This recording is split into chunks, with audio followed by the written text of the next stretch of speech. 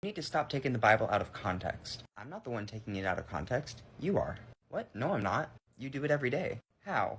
Well, you're applying a book that was written thousands and thousands of years ago to today. The person in this video is suggesting that Christians take the Bible out of context because they're using a book that was written several thousand years ago in a different culture and applying it to today. Since today's context is different than the one it was written in, we are therefore taking things out of context. This is a silly argument. To say that we should not take the Bible out of context means that we should interpret the meaning of each verse by taking into account the verses before and after it, and by taking into account the author's intent, culture, and audience. Or put simply, we should not interpret a verse outside of its context. Taking something out of context does not mean merely using something in a different setting than when it was originally produced in. By this line of reasoning, archaeologists are taking things out of context when they dig up discoveries and write papers about them. Historians are taking Plutarch out of context because they are using his biographical works to understand what happened in the ancient world. You are taking your computer out of context because it was made in a factory, and now here you are using it here somewhere that's not a factory, and so on and so forth. Not to mention mistranslated multiple times. First, to say that a text has been mistranslated is to imply that you know what the text actually says. Second, if you go to a store and buy a copy of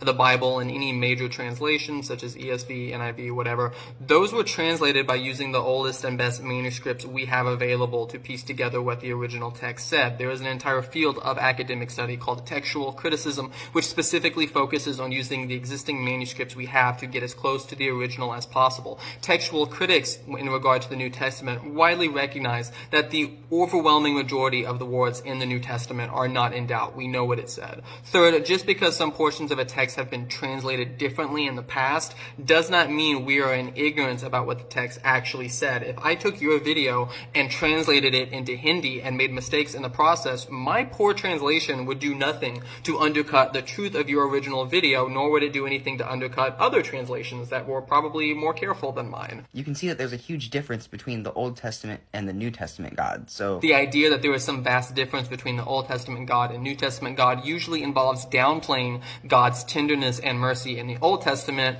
while focusing on his anger, and then downplaying God's anger in the New Testament while focusing on his mercy. Both Old and New Testaments depict a loving, merciful God who wants nobody to perish, but will nonetheless punish the wicked. The idea of there being a difference between these two is a fantasy. I just think it might be time for him to send us the Newer Testament, or the Bible too, because what we have to work with right now is just not applicable. The Christian ideal has not been applied and found wanting. It has been found difficult and left unapplied.